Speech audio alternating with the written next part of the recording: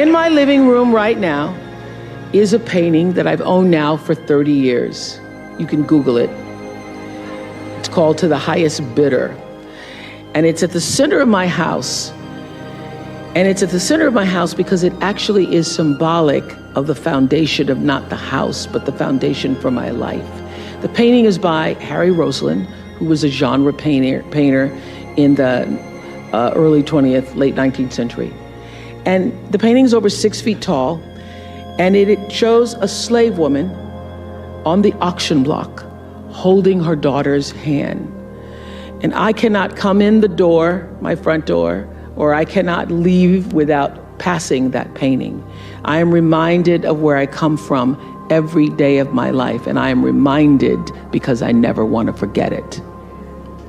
And in my library, I have a framed list of enslaved African-American people, remember I showed you, who were held in bondage on various plantations, listed in the ledgers alongside the cows and the horses and the buggies and the other property.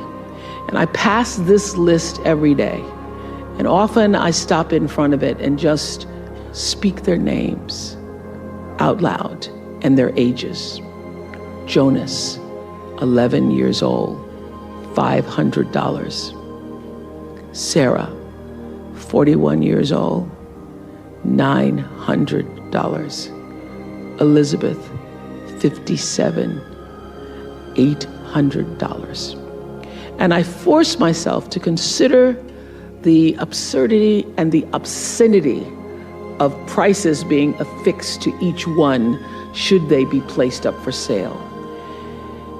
And I sometimes just pause before them with a prayer, particularly before I have to make a big decision about one of my companies or whether I move forward or whether I stay still. It reminds me, speaking those names out loud, not only of where I've come from, but how far I have to go because of them. And it reminds me that I am never alone. It reminds me of what I've come through to get through.